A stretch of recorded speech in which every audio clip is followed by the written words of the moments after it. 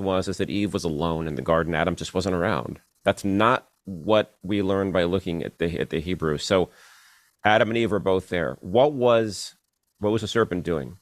The serpent was trying to break up what was which was a triangular relationship among God, Adam, and Eve. Okay? He wasn't trying to get Adam and Eve to divorce. He was trying to get Adam and Eve to divorce God. So the serpent's first temptation was for a couple in a marriage. Now, eventually, the idea would be, well, once you divorce God, you're going to end up divorcing each other, right? Now, he wouldn't have used that terminology. That's fine. But essentially, the key part there is the devil's first temptation was to break up a marriage. So fast forward to today. What's the devil's major temptation in society? I would argue it's the same one. The devil does not have a lot of new ideas. He's still doing the same things, and they seem to be working. So that's the thing. So in any case, on to the temptations from without. So in the first instance, I look at pornography. We live in a pornographic society, and that hurts marriage, and it also hurts the whole process for deciding to marry, and I go into that in detail. I also look into radical feminism and the idea that being a wife and mother is basically a trap. I quote Betty Friedan at some length, and she compared the life of an American housewife to a concentration camp. By the way, that's offensive to everyone. Who does that analogy not offend, right? So, but radical feminism, so I talk about that in there.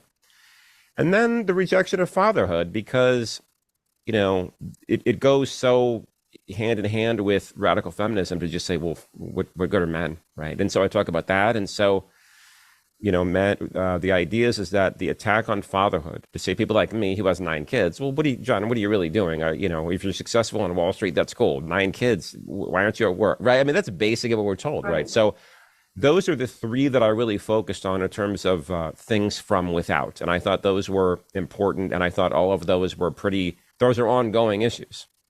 Those aren't going away, unfortunately. The question is what we do about them. Right. Yeah. So the question is what we do about them.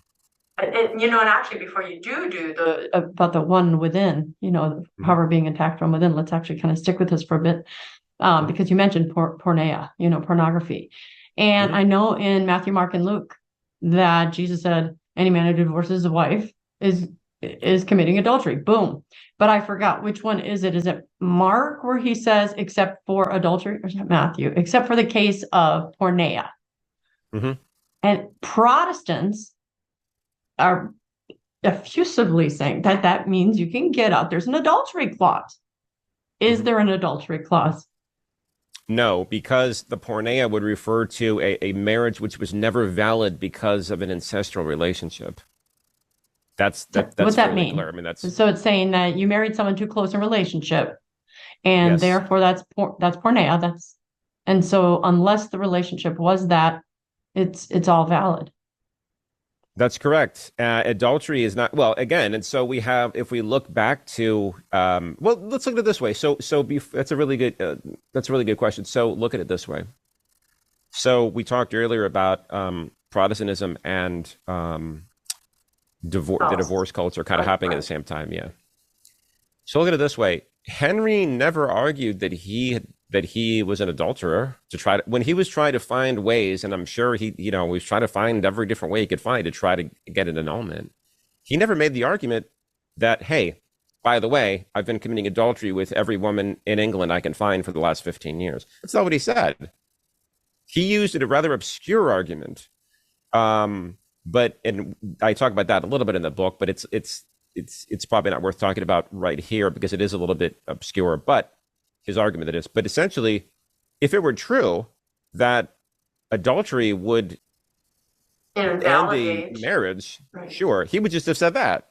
And in fact, so would everybody across. I mean, in other words, if it were as simple as that, people would simply say, yeah, I had an affair with the woman across town or across my village. Our marriage is over, right? I don't need to get an annulment, or it's sort of a automatic annulment. I'm not aware of anybody ever making that case. I mean, not once. And so the idea that if Jesus meant it that way, that message would have been lost from the time prior to when the ink was dry on the Gospel of Matthew to the time of Martin Luther. It just simply wasn't that way, and people didn't take it And everyone to, knew it. people did Yeah. not generally take it to mean it that way. I mean, you probably, if you go back in history, did somebody take that in a certain way? Probably, but I mean, you can find, you know, Gnosticism goes back to the first century. You have different heresies that go back. So there are heresies. People held heretical things, but the idea that adultery invalidated marriage was never seriously thought of by anybody who considered himself Catholic, and not as far as I mean, and if they Right. did, it would have been a very small. You might, as I say, you could probably find a statement here, a statement there, but we're talking about something very new. A That's not cultural well thought of. understanding. Right. Sure, exactly. And then again, if you look back at the original language, and it's so important to do that, that's clearly not what Jesus meant. He meant something like an ancestral relationship. So when Protestants argue that one all the time, is Mhm. there any way, if I did read the Hebrew, that we could prove that? Because they just say porneia could mean pornography, which could mean adultery, which means So, well, it wouldn't be Hebrew because in this case it'd be in the New Testament. But the point is that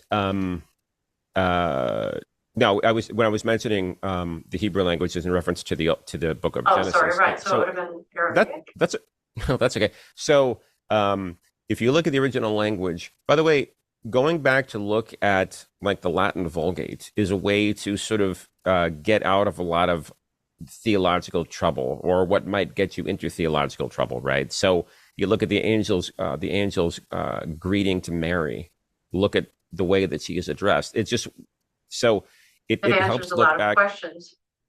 It does. It helps to go back to original language, and so I would suggest that people do that. But the whole idea that adultery would destroy the marriage, I, I would challenge people to find where was this widely held. When was this a widely held belief prior to the 16th century? Like who held it?